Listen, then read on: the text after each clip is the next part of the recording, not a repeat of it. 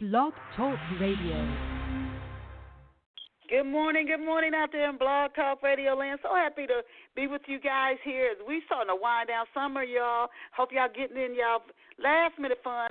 I know here in Tennessee school where I live, Tennessee's kicking off this Wednesday, starts the school season. So for a lot of kids, this is coming down to the end of summer. Some start later in August, but I hope y'all getting out to the beach and the pool and having your family reunions and just enjoying as we come down again to the end of summer, because we're in a welcoming you to the very first Saturday in August, August the 3rd. So it is beautiful out here. So wherever you are, I want to thank you for tuning in to Off the Shelf, and to our listeners who've been with us for 14 years. We've been on the air. We started over at Rainbow Soul. You can still catch us over there, and so many places to listen to Off the Shelf. I want to thank our loyal listeners. And for those it's your first time tuning in, welcome, welcome, welcome to Off the Shelf. And yes, you are listening to the Winning Book Radio Show, Off the Shelf Books Talk Radio. I want to drop this thought with you before I launch into the show and bring on our awesome guests. And today's thought is from Charles Buxton, and it is, you will never find time for anything. If you want time, you must make it. You have to go out there and make the time, because that clock is ticking. That's something to think about even again as we wrapping up summer, and how quickly does summer go. So welcome, welcome again. We have an awesome, talented author on deck for today's Off the Shelf, and can't wait to introduce her to you. But first, I want to ask you, Off the Shelf listeners, how good of a mystery sleuth are you? Do you think you can finger the person who's responsible for the murder mystery that cloaks Raymond and his friends' lives? Is that something that I love? I love mysteries. I watch shows, even if it's a true life. I try to figure out what happened and who did it and why they did it before it's revealed on the show, even if it's a real life show. If you're one of those, I encourage you to hop over to Amazon.com, Barnes & Noble, Walmart, ebook, it's so many places, and pick up a copy of Love Pour Over Me Now. You can get it in ebook or print. And my next question for you is, how much do you value relationships and love? How long would you wait to experience a once-in-a-lifetime romance? The kind of romance that can open you up to so much brilliance, revelation, and insight that only a few people get to enjoy. How long would you wait? And would you wait as long as Raymond and Brenda? Do you think it will be worth it if the love that you wanted and that was right for you didn't come right away? But it's going to come. It's going to come. If you value that, you value friendships, you value family relationships, because there's a complicated father-son relationship in the book. I encourage you again to get a copy of Love Pour Over Me. You can just go on over to Amazon and get your copy today and start reading it today, ebook or print format. Please go get a copy of Love Pour Over Me and let me know how you enjoyed the book. And now let us go and meet our very special off-the-shelf guest. And our special off-the-shelf guest this morning is Sheila Bell. Now, Sheila is a best-selling Christian book writer. She has written more than 20 books. Titles that she has authored include My Brother, Father, and Me, The Real Housewives, I love that title, The Real Housewives of an Adverse City, My Son's Wife, and My Sister, My Mama, My Wife.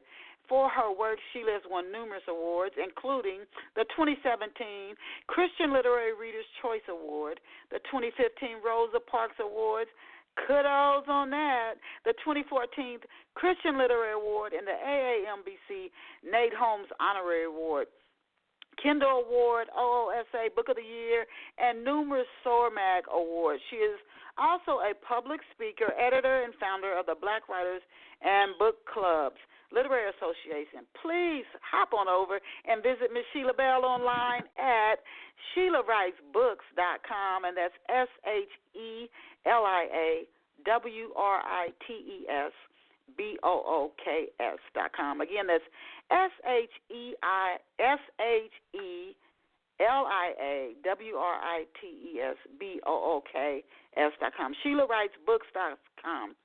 We're delighted to have Sheila with us this morning, you guys. Welcome to Off the Shelf, Sheila. Thank you so much. I'm so excited to be here this morning, Denise. How are you? I am so blessed, and I was researching for your interview, and I always learn so much when I'm researching for the guest interviews, and I really value our listeners and the show. I put time in before the show, during, and after the show. So when I research it, it's just interesting to learn about the different books you've written, and we want to dive into those today, and looking forward to what you share with our listeners here this morning. The first two questions I asked, Sheila, I asked every single guest because our readers wanted to know a little bit about each author before I started asking them questions about their book. So to begin, could you, Sheila, please tell Off the Shelf listeners where you grew up and what life was like for you growing up? Okay, well, I grew up in the South, in the city of Memphis, the state of Tennessee, and I guess I would say that my childhood was a good childhood, but it was also a troubling or trying time in my life because at age of 18 months old, I had undergone open heart surgery, and 6 months after that, I contracted polio. And that was basically because what they say was, low resistance, and even though the polio vaccine was out there. But needless to say, I guess that really set the tone probably for my life. But just growing up with polio and then going to public school system, I was the only child there who had any type of physical disability. So the kids that go through this thing now, they call bullying and all of that. I mean, I could write 10 books on that, about how to overcome and persevere. But other than that, my actual childhood, as far as my family life and all of that, I was the baby. So I had a great childhood other than the physical ailments, about 15 surgeries, having to still wear braces and crutches and dealing with that. But I believe, again, this made me who I am. And probably I would have had a different path, I guess, had I not had the polio. That's how I'm beginning to look at it. Oh, my goodness. 18 months. I know your parents was, oh my God. Well, you know what? We're glad you pulled on. I can only imagine. Oh, my gosh. I just 18 months and your child having open heart surgery, but praise the Lord, and we're grateful that you made it through, and now you're sharing those your own personal story, which is inspiring and encouraging, and also writing these fabulous novels. But before we get to those novels, can you tell us, what did you dream of becoming when you were a kid, Sheila? Oh, that is going to be so funny. At first, I used to, this is funny even to me, I guess. I used to I wanted to grow up, and I wanted a station wagon and 12 children. Can you believe that? 12 kids? That was my goodness. My dream. I don't know where I got that from. I always wanted a station wagon and 12 children. Thank God didn't hear that. Answer that prayer. But in a way, he did, because I have such a love for children, and so many countless children God is blessed to come into my life. I have 2 sons, 3 grandsons, two great-granddaughters. But besides that, I have countless children by love and grandchildren by love. So, really, in a way, that dream or desire in my heart did come true. And outside of that, as I got older, I, again, loving to work with children, I wanted to be a nurse or perhaps a lawyer. But a path took a different turn, and I ended up going to school, got pregnant, was a teenage mother, and so that changed my life trajectory, I guess, and I decided to go to a trade school instead, and took a secretarial course and became administrative assistant and a stenographer. And so that was my career, which is very satisfying as well, because that moved me up in the corporate ladder until about 2002, when I retired on disability due to my polio and some complications. But let's see. Other than that, I don't even know what the question was, Denise. I just what did you wanted to? What did you dream of becoming when you were a kid? And you said You wanted a station wagon and 12 kids. Oh my God! I gotta tell you, Sheila, 14 years doing off the shelf. That's a first. That's a first. We never had a guest say that's what they wanted when they were. That's a first. But now you do have, you got your grands, you said, and so your family. You did kind of in a way get that dream fulfilled. Not sure if you got that station wagon, but you did get your No, your but I grands had and a station wagon. Yeah, there you go. I've had that. Of course, it didn't look like the typical station wagon back in the day. It was more or less the, a smaller version, a little hatchback or whatever. But it was my version of a station wagon. So I guess I did get that as well. You did look like your dream did come true in a roundabout way. Now, how old were you, Sheila? You've written so many books and won so many awards. How old were you when you knew that you wanted to be a writer? Well, I guess in a way, no question for me. I guess I can just come out and say it's simple to answer because I really didn't know that. I just knew that, again, going back to my polio, I spent so much time in the hospital away from my family. And at that time, the segregation was rampant, and my parents couldn't come to see me, but I think once a week, and that was 1 hour, and that was at the Crippled Children's Hospital that was in Memphis. So I spent a lot of isolated time alone as a little girl, and I believe that's where my imagination began to blossom and take root. But I never thought about it, about being a writer. Now, as I got older, I went to school in the hospital sometimes. And so, but as I got older, I began to read more because there used to be a little bookmobile cart that a nurse would bring around. So that introduced me to reading and helped me to, I guess, get into my own world and not focus so much even as a kid on crying and missing my mom and dad as a little girl. But after that, as I grew up, I began to love poetry, began to love writing, and then when I did attend public school, English and writing was always my favorite subject. I was the first one wanting to write the essays, and so I guess inside of my spirit, it had been embedded in me, but I never put a label on it. And I just went on through life writing speeches for other people to speak at churches. And I did perform poems at churches that I had memorized from school, and I would do that. But again, that writing bug never came to me except for other people.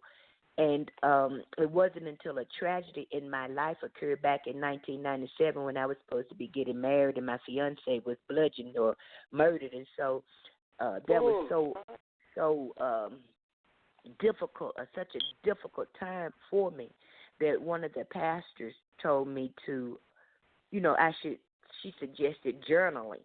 And really that's how it started, because I was just so suicidal. I was just hurt and destroyed over that, the way he was murdered and the way things happened.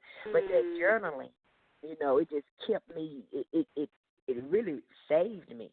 And so I began to journal. And I journaled about the relationship. I journaled about life. And about 5 or 6 big journals, those 8x10 journals later, I exhaled, and I was just like, I'm done. And it was like the grief process, that journaling had helped me through the grief process. And then after that, going back, looking at it, I was just like, man, wonder if this could help somebody else. Maybe I can put this in a book form. That's how it came about. Not say, oh, I want to be an author or this writer. It was just like, maybe you can put it in book form and you can have it, just for someone else to read later. And that's how it started. And it was such a difficult journey because I didn't know anything about the publishing industry.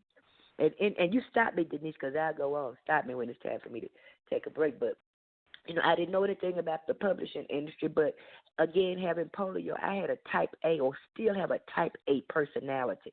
And I learned that, whenever someone said you can't do something, I was just the opposite. I had to prove that I could do it. And I'm still like that today. That can work for you, and sometimes it can work against you.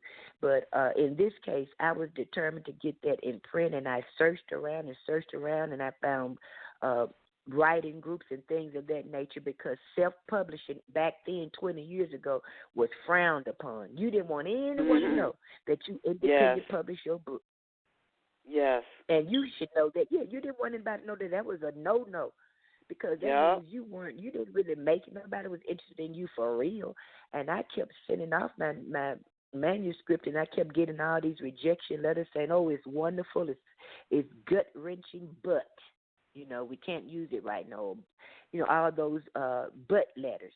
So, but I was determined, and so finally I found a group to help me, and I put it in print, and since then I've rewritten it a little because I've learned so much since that first book, which was Always Now and Forever Love Hurts.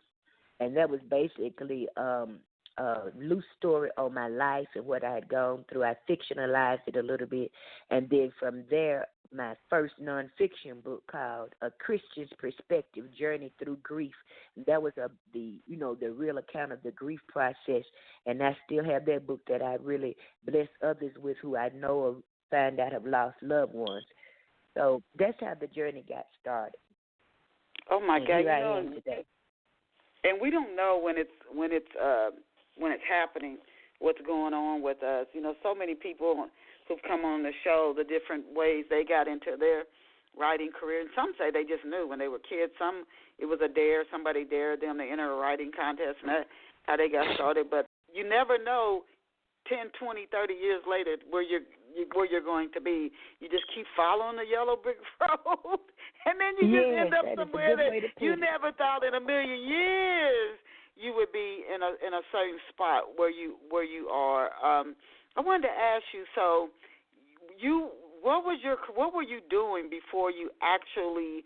I know about the experience you had with your fiance, and then you did your journaling to help heal through that grieving process. But like career-wise, what were you doing before you launched? You published your first book. Well, your day job. I was working. Okay, my day job, I was working in corporate America for a very large manufacturing industry company, and I was I started out as administrative assistant, then went to senior administrative assistant, and then I became a compensation analyst. So that was my career, basically. I've been an office manager, but everything was, in the office as far as administrative tasks. So that's and compensation. So that was my career focus. And in the background, of course, I was still volunteering to work with children and just doing whatever I could to make a difference in my community and in the lives of kids, especially boys, because I just had and I still do just I'm drawn to boys. And so, having sons and having grandsons, then that helped me be able to even just mentor some of their friends or just try to be a positive person in the lives of other kids. Oh, what a blessing, what a blessing. You are one prolific writer. I love that real quick researching for your interview. How many books do you write a year? I really don't keep track, but at least, I would probably say just a couple, two or three books a year, because my editing projects, that's another thing I do. They keep me busy too. But when I was traditionally published, we were required to write one book a year. And if you tried to do more than that in the beginning, they still didn't publish it unless they had a slot. But back then, in that time when I was traditionally published, then I had to write one book. Now I do two, maybe three. And really with the series that I write, I definitely have to do at least two, because I have to do one for each one of those series books. Oh my goodness, you pumping them out. Oh my goodness. Can you introduce Off the Shelf listeners to the three women in Beautiful Ugly? Oh my God. She's like, I'm trying to touch on a couple of books. You pause for a minute before we get to the Real Housewives. But could you introduce us to those three women, please? Oh, in Beautiful Ugly, you have Layla, Casey, and Envy. And those three girls, or three ladies, to me, I just love them because they represent realness.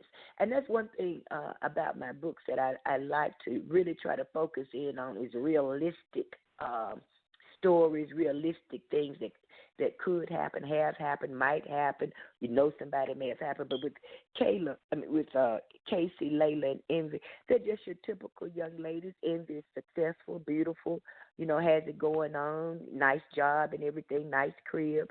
Then you have Layla. Layla is battling the scale. And, she's really battling that scale. And when you're battling the scale like she is, she's really overweight. And she has a lot of self-esteem issues, low self-consciousness. And the reason I try to write about characters like that, my tagline is perfect stories about imperfect people like you and me. And with her, I've dealt with low self-esteem, low self-consciousness, feelings of not being good enough because of my polio and because of how people bullied me so badly in school and growing up and even as a young adult. It just gave me, it sort of stripped me of all of that, those I can do whatever I want to do feelings that my parents instilled in me. And so I sort of identified with Layla because of the battles that she had. She had a beautiful singing voice, but she didn't see that, because she was too focused on her imperfections and, the things that she wished. She lived in the projects, which was okay. That's fine. She was a single girl, but she just accepted any person into her life. And then you have Casey. Same way, Casey. I believe that character was really born out of me, too, because Casey, something you really don't read about a lot in novels, she had a physical disability, something like cerebral palsy, which caused her to have a very gross limp, and the way she walked sort of bent to the knees. But again, low self-esteem and low self-consciousness is what she dealt with, which means she had 5 babies and 5 baby daddies. Does that mean that it happens like that for everybody? No. It just means that because of how she felt about herself, she was just thinking, okay, this is the one. Okay, maybe this is the one. And so they were all involved. They were involved in church. Some people have written me and said, well, how could you say you write Christian fiction and these women got 5 baby daddies, the other, they fornicate? Because that's life. That's life. That's life. We sit up in church and we can go to church Sunday after Sunday, and then Sunday afternoon when we get out of church or before we come to church, it's no telling what's going on in our household. All is not always as it seems. So that was what I was trying to pull out. Yeah, and that's what I was trying to pull out in those 3 friends. Their imperfections, but still the bond of friendship and acceptance for each other. The fact that even though you are my best friend, I'm going to tell you like it is. And that's what they were good at. They were good at telling each other the truth about each other. Oh, okay. So now one Goodreads reviewer said that MB, Lala, and Casey each have particular insecurities. So this is my question. You've introduced us to these 3 women. How do they manage to keep their insecurities from destroying or sabotaging their friendship? Well, their friendships were always, I don't want to use that word always. Their friendships could be somewhat rocky, and when I say rocky, not the friendships really were never, their friendships with each other was never in jeopardy. It's just that if you and I are good friends and you telling me something that's the truth, but I don't want to hear it, I'm not ready to hear it. Yeah, I may get an attitude, but I may get mad at you. I may not answer the phone or your text for a couple of days, but if you're truly the friend, you don't pay. It's just like, okay, whatever, I'm still going to tell you. And so that's what salvaged them, because with the 3 of them, even if Casey and Layla were having some issues, maybe it was Envy who could bring it back around. It was always one of them, one or more of them, keeping everything going. So the friendship, that's why I believe identified true friendship, because even though it was tested and tried, it was not severed. Okay. And you know what? Yeah, in this world, our relationships do get tested and tried, but they were true friends. So through it all, they hung in there with each other.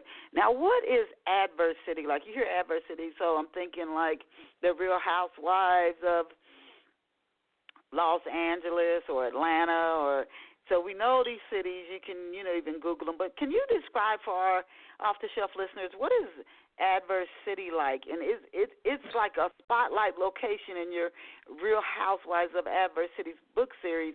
What is this city like? What's going on there? Well, Adverse City is really taken after the true to life island called Fisher Island in Florida, and it's the richest zip code in the country. Okay. And it's just a small island, but it has some of the wealthiest people that you probably haven't even heard. I mean, I know I haven't. I mean, but because you never know who has it or who doesn't have it. But that's where the location is taken from, Adverse City. And, of course, the title is really just a play on words, adversity, because these women face a lot of adversity in their life, just like we do every day. We all types of battles and situations and circumstances in life. But the fictional Adverse City is based on Fisher Island, which is why these ladies live luxurious, rich, and fabulous lives. So Fisher Island it's full of, it has the boats, the yachts. It's not huge, but it has the private clubs, the private beaches. So it's a place that really I was like, gosh, I would love to go there. So maybe one day I will. And I can't even remember how I found out about Fisher Island. It's when you're a writer, you research it, and I don't know. In my research, I ran across this place called Fisher Island, and that's how I incorporated it into my book. Never even heard of it. Now that when I get off this interview, I'm definitely gonna Google Fisher Island, Florida, because you always hear about Palm Beach and you hear about different places, but that's not Beverly Hills, but that one I hadn't heard about. Now, do Avery? Yeah, we heard that. No, that's a hidden secret. Do Avery, Eva, Peyton, and Miss Meesha, do they have their own money, or does all of their money come from a man they're in a relationship with? Well, Peyton has her own. Her family already had money, and Peyton has her own money. And she is not, she doesn't mind reminding her husband that it was her and her family who helped get him started. And so that's where some conflicts may lie in their relationship, because she's bringing it up, even though he's become hugely successful now because he developed this app and sold for millions of dollars, and since then he's developed another app. So he's really wealthy now in his own right. He's the president of the bank, and so he's wealthy in his own right now. But she does have her own money. As for and they're the richest of the four. Meesha, no, she didn't really have her own mother. Eva, no, none of the rest of them did. Only Peyton. Oh, Peyton had her own money. So what did her family do? Where they got their money from? Her husband got his from an app, but what did her? In finances too. Yeah, but they were in the banking industry as well. Okay. You don't hear a lot about them, their family, but yes, they came from that industry as well, the finance industry, and so she really just born with a silver spoon in her mouth. So she had her own money, went to college. That's where she met Meesha's husband, Carlton, but that's a whole different story. They became friends, but yes, she had her own. Now, why can't these four women get their lives together? They have money, they got the husband, worldly comforts and luxury. Why do they keep running into so much trouble? Well, that's something I would like to know too. I guess it's just life, because I mean, really, when I write, it's just, of course, you've heard this before, I know. The characters take over, and and they really and truly do. So when I'm writing, I never know which way it's going to turn. I'm not a person who writes by outlines. I don't ever know what my story's going to be about. So I just write by titles. God gives me a title, and I was like, okay, what is this going to be about? And so with them, I think it's the same way as far as life is concerned. I guess what this particular series shows is that, yes, you can have money. And, we hear it all the time. Well, money doesn't mean success and money doesn't mean happiness. And I'm saying to myself, okay, well, let me have a try at that, and I'll let you know. Give me the money. But, let me find out for myself. Yeah, let me find it out. But they were the same way. Just look at Eva. Eva didn't have anything. She came, from over in Bolivia, and Harper, her husband, was a successful doctor. He had his own TV show. He was a successful author, heart surgeon. But she still battled with the fact, hey, she came from a very poor family. So when you have, even though she had a good opportunity and he loved her, or so we think he does, it still didn't negate the fact that what was going on in her life and the loneliness she felt because he was away all the time. And so she acted out in other ways as far as Peyton. Peyton turned to alcohol because she had some things she was trying to hide and keep secret and didn't want anyone to know about. Then you have Meesha. She was but they say goody two-shoes of the bunch. But Meesha had a horrible, horrible secret that occurred in her life when she was younger, and none of the girls know. They just think she's this first lady, successful. She's the one who's always saying, oh, we're going to pray about it. I'm going to pray for you.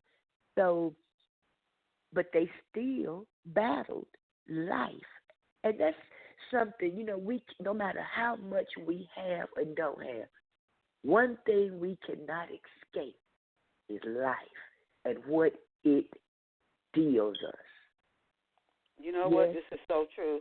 And even we like to think that if we just get enough money, we have the right relationship, we can escape it. Mm-hmm. That is a thought that's almost impossible. Seem like to completely get rid of. You keep thinking, if this hadn't happened and this had happened, I would be feeling a lot better. And then you meet people who are in a situation you think you feel better in, and they feel just like you or worse, and you're like, wait a minute, how could this be? Tell us before we start talking about, I want to talk about others of your books, but before we leave the Real Housewives of Avery City, can you tell our listeners, when and how did these quartet of women meet?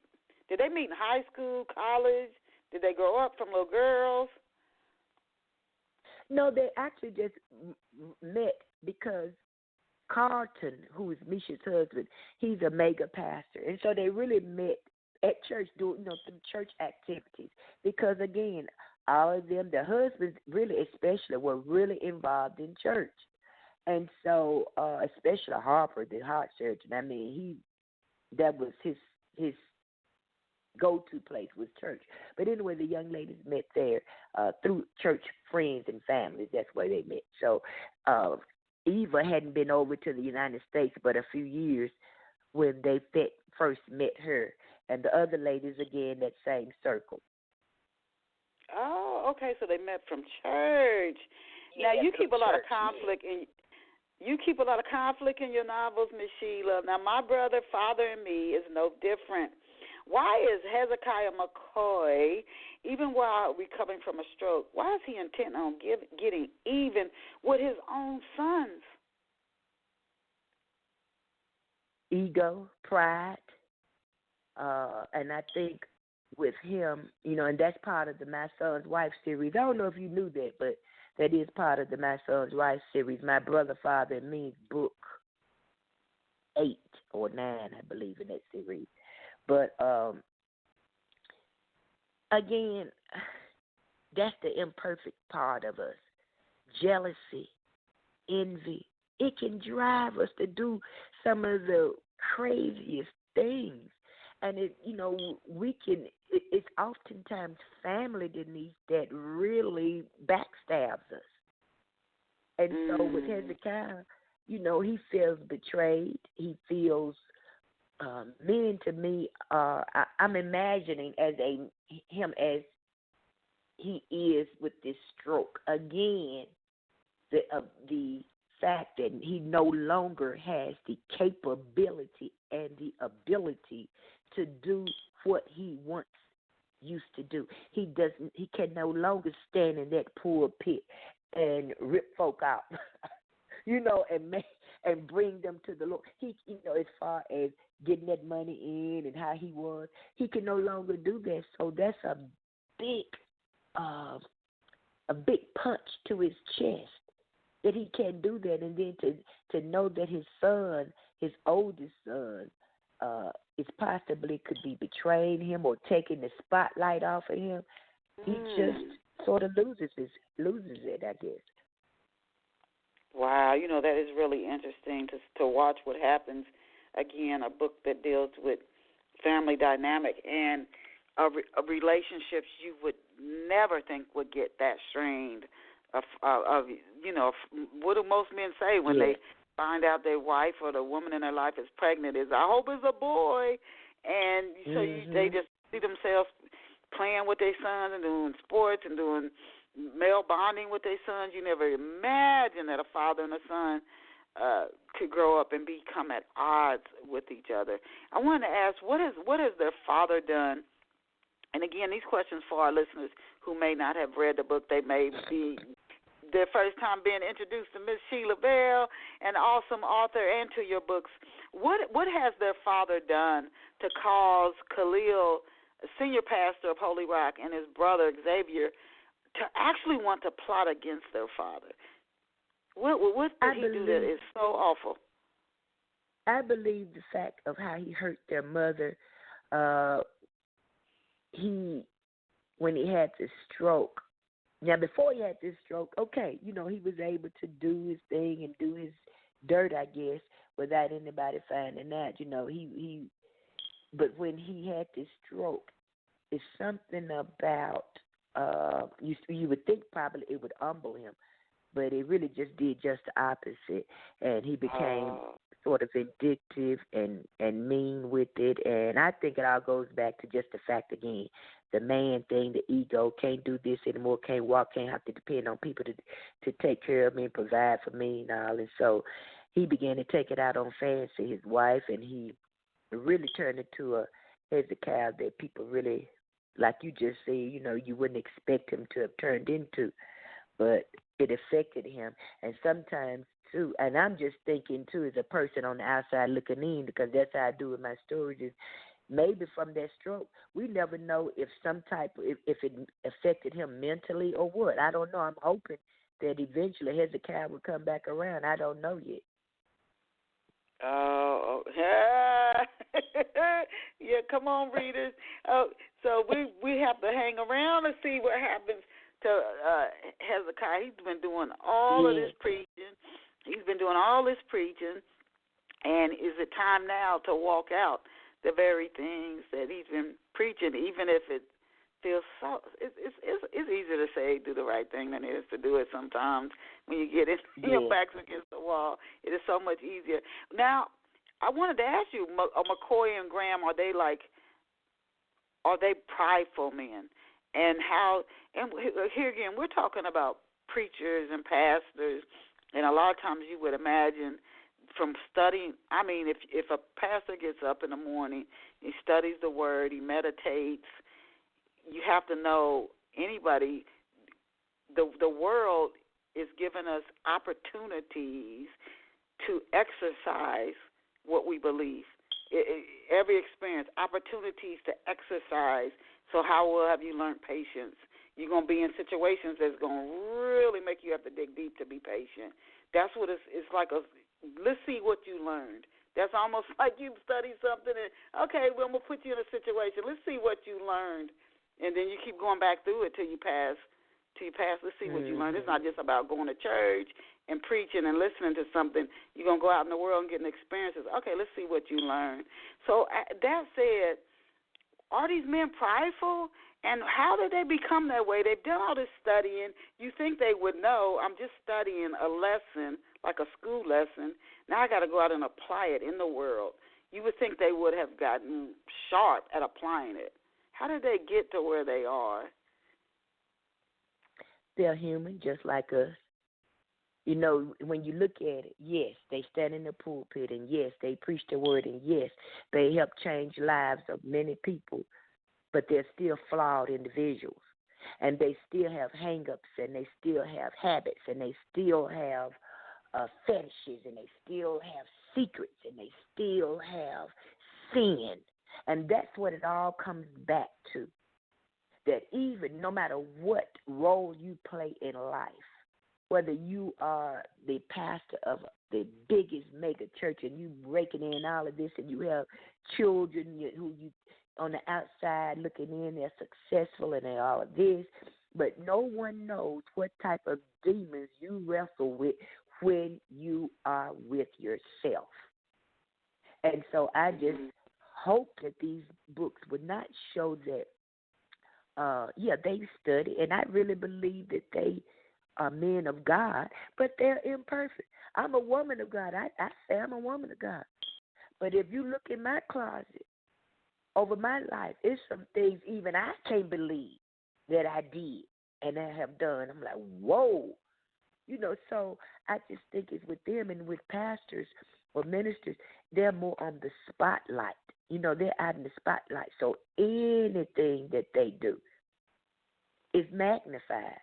So I just believe that they were just men called by God. I really believe they are called by God, but they have a long way to go to get their own lives together, and they have to wrestle with it, and they are wrestling with that.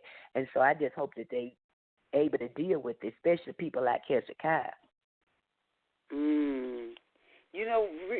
Reading your books helps people to hopefully not just look at the characters, like watching a celebrity or what they call that, the real live TV, and saying, oh, look at those people, I wouldn't have done that. But to start to examine yourself and see, okay, what am I doing that I can improve upon, and then to watch the characters develop and evolve. Maybe a character who has a hard time forgiving, then they forgive. It might help a reader to actually, who's struggling with forgiveness, to be able to do that as well. Now, how many books, again, are in the My Son's Wife series? You said there are like 9 books in this series?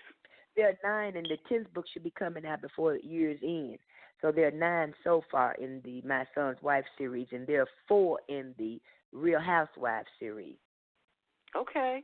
Now, can you introduce us to some of that we haven't touched on, some of the major characters in the book series? In the My Son's Wife series? Yes. Oh, in My Son's Wife, you said some of the characters that you may not be familiar with? Yeah, some of our listeners that we haven't discussed this morning. If you could just introduce us to some of those page-turning major characters. Well, you have Fancy McCoy. Fancy McCoy, because Fancy is the now first lady of Hezekiah McCoy. And so Fancy is, now that Hezekiah's had the stroke and he's basically separated himself from his family. You have Fancy. She's trying to deal with the fact she's no longer the first lady.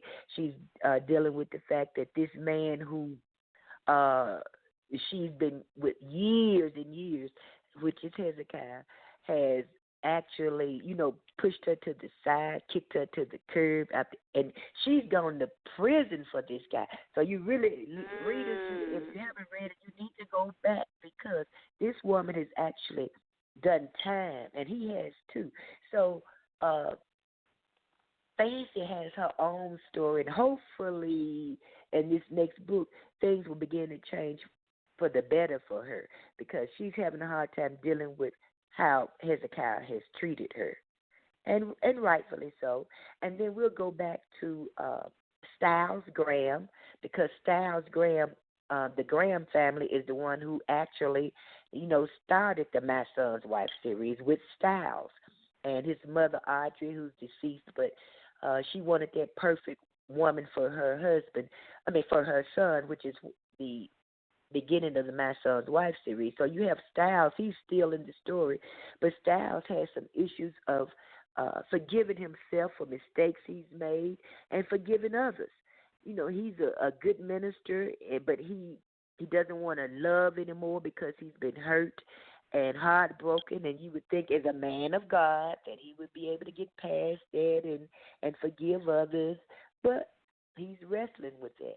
So he's a very important character as the series goes on, as well as Xavier, the younger son of Hezekiah and Fancy.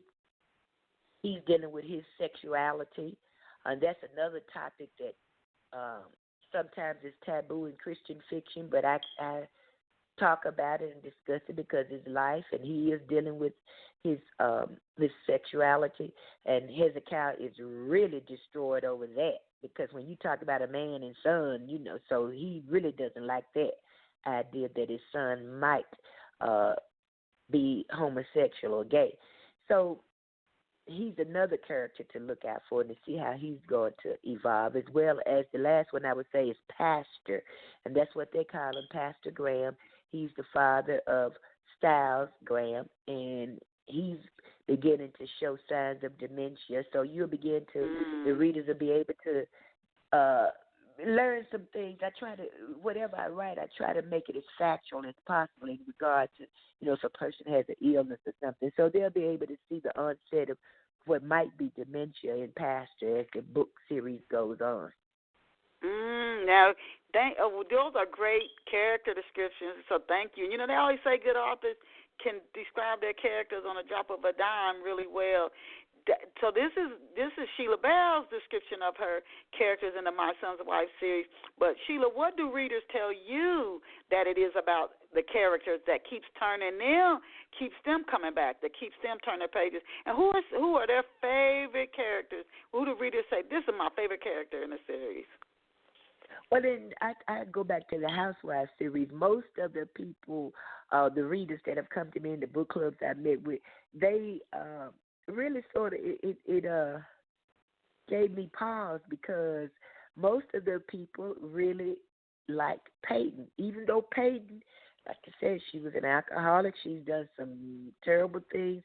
But what the readers have seemed to like about Peyton is her mouth. And what I mean by her mouth is she is going to tell you like it is. And the women who read the Avery City series, most of them have come back saying that that's why they like Peyton. Because even though she may sometimes you think speak out of turn or whatever, she is going to tell those ladies she's not going to hold back. And sometimes that's not what they want to hear. And as far as the My Son's Wife series, Hezekiah is the one that most people talk about. They like him, but they don't like him. They want justice. They want him to get his just due for the way he's done his wife and his sons. And so he's the most popular character right now. In the past, it's been Deidre, even though people hated her. She's been married to Styles. Now she's after Khalil. She's been with Khalil's father. So with Hezekiah. So she is one of those love to hate people. Oh, so those okay. are So the main characters, I think. You know what? I read this quote recently on a author's page or on social media about authors. That it's the villain that keeps people coming back. You think it's really the good character. I mean, you the good character, you need that one in there too, and that you have to have well-rounded characters. But it's really the villain that keeps people coming back, whether it's through a TV series, a movie, or a book. And you think about the greatest books or movies, there is a amazing villain in that story, and for some reason the two together, it's what keeps people. It's what keeps people coming back. Now, when and why? From your books, and you've written so many books, and I encourage people to go over to your website, and I want to give your website out again, and it's SheilaWritesBooks.com.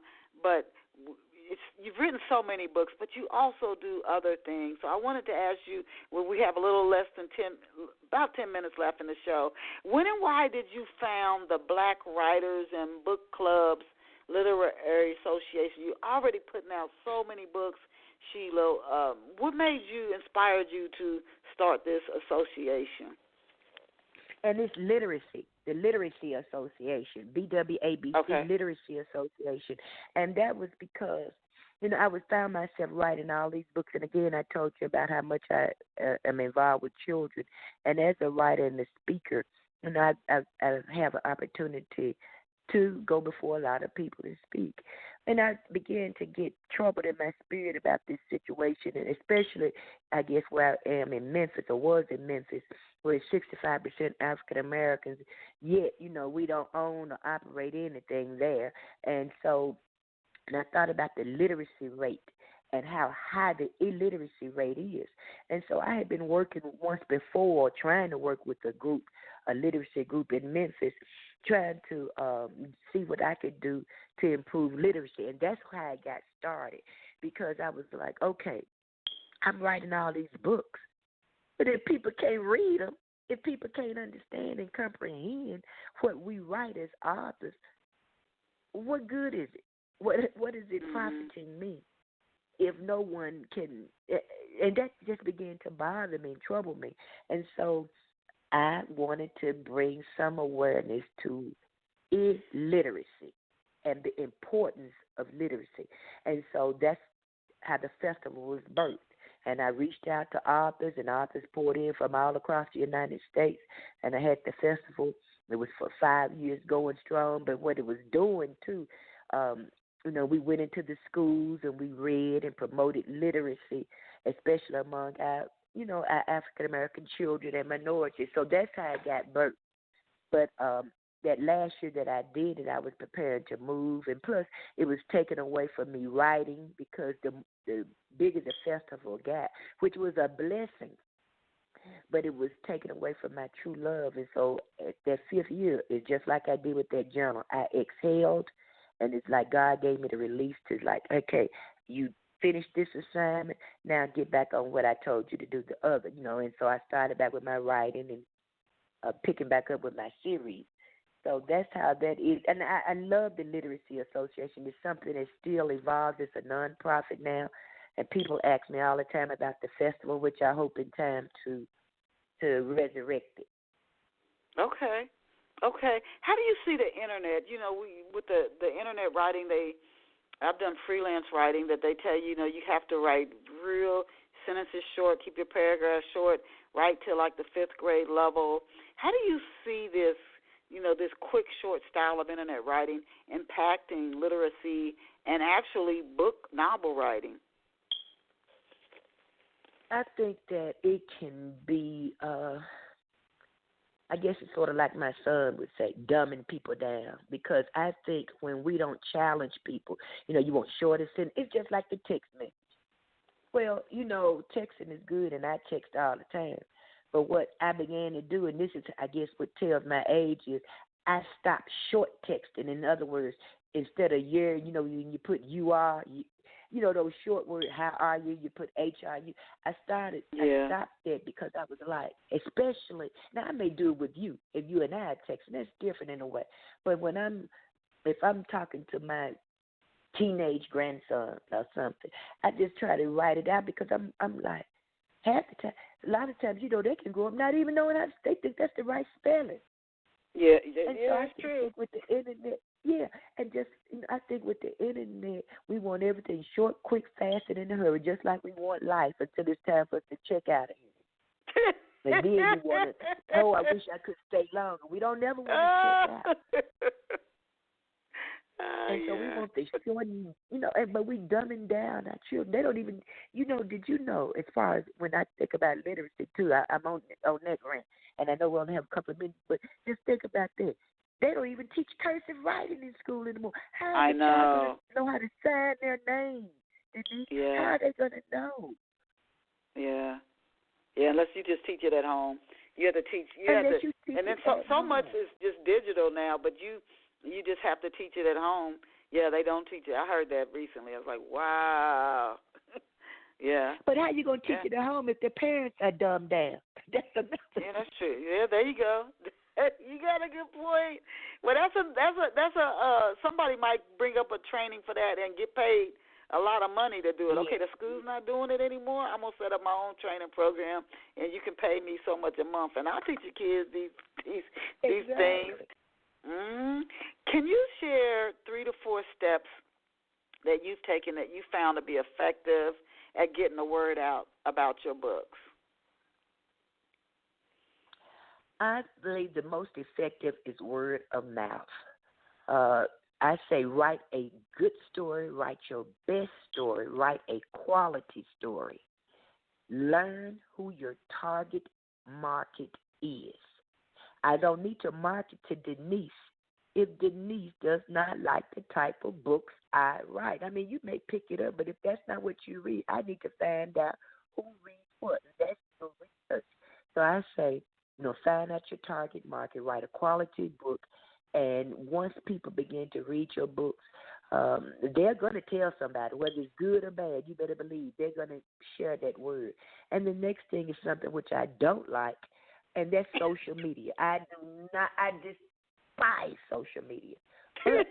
Right now, why don't you like it? Is it because of the negative news on it, or what is it that turns you off from social media? What turns me off is now, once I get to, and you hear me say this because I'm speaking positivity, once I get to the point where I can pay somebody full time to manage my social media sites, I won't have a problem with it. It's just it takes so much time. And once you get on it, that's the negative part of it. It just takes so much time, and I'm trying to write. And writing takes time, but then I have to stop and I have to be my own promoter too. And unless I have a contract or with someone like Simon & Schuster, and I made it big, and even if I had a contract with them, then I still have to prove myself before they take on any financial obligation and responsibility to help promote and market me. So it's just getting out there, hustling, attending events, attending festivals, making yourself known, and having a good book. Okay. Are you working on any new material? And I know you are. Can you let us know? You gave us one book that's going to be coming out soon, but like the Real Housewives of Verse City. When are you working on any new books? And if so, can you give us a glimpse into what you're working on and when it's going to be out? And then I have one more question before we go. We got about 3 minutes. Okay. Yes, I'm working on new stories. I have to work on the follow-up to the My Son's Wife series, and I'm also working on a series called Shorts by Sheila. 2 of those books have come out called Crossroad and Forever Ain't Enough. Those are just the Shorts by Sheila are books that are under 125 pages that are meant to be read quickly, like if you have a doctor's appointment or if you're on your Kindle and you want to quick read while you on the Met train or whatever you go to work on, so those books will be coming out, at least 3 of them this year, and then the young adult book 4 in my young adult series is called The Righteous Brothers. It should be out by Christmas. Woo, you ain't fooling around. Oh, my goodness. So you said you're not really a fan of social media. That shared, can you tell us where you are and where our off-the-shelf listeners can find you on social media? Yes, on social media you can find me on Facebook at Sheila Writes Books. That's facebook.com/Sheila, SHELIA, Writes Books.com. And then you can reach me through email. That's the same, Sheila Writes Books at Yahoo or Gmail. Either one, I will get them. You can find me on Instagram at Sheila E. Bell and Twitter at Sheila E. Bell. So you don't have any excuse out there. Follow me, find me, and I will definitely correspond back with you. Oh, thank you so much, Sheila Bell. For those who may have joined middle or late stream, I mean, Off the Shelf airs so many different places. Those who tuned in, you came in on the middle of the show or you came in on the end of the show, I really encourage you, especially what Sheila shared when I was asking her about her childhood and where she's from, to learn more about her and her books, to when the show finishes streaming, to go back and listen to it in its entirety in the archive. You could put it on speaker and you could be doing something around your house and enjoying the interview. That is one of the beauties of the internet. So I just want to thank again Miss Sheila Bell. She is a best-selling Christian book author. She's written more than 20 books, has new books coming out, and she's written My Brother, Father, and Me, The Real Housewives of Adversity, My Son's Wife, My Sister, My Mama, My Wife, and she's won numerous awards, Rosa Parks Award, Christian Literary Reader's Choice Award, the Christian Literary Award, AAMBC Nate Holmes Honor, Kindle Award, OSSA Award, and several SORMAG awards.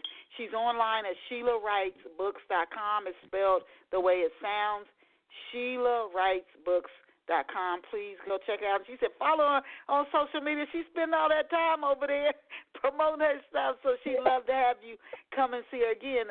SheilaWritesBooks.com. Thank you so much, Sheila, and thank you to each of our off-the-shelf listeners who tune in from all over the world. And I really, really, really thank, again, our loyal listeners who've been with us for 14 years. Please set on your calendar to catch Off the Shelf Books Talk Radio Saturday mornings at 11 a.m. Eastern Standard Time or New York City time. Again, Saturday mornings, 11 a.m. Eastern Standard Time or New York City time. You're going to catch Off the Shelf Books Talk Radio. Thank you, Sheila. As I tell our listeners, as I tell you every week, you are amazing. You are awesome. You are incredible. And I hope one day you truly receive and believe that about awesome, amazing you. Go out and create a fabulous day for yourself. Sheila, I'll shoot you an email. Bye for now. Okay, bye-bye. Thank you.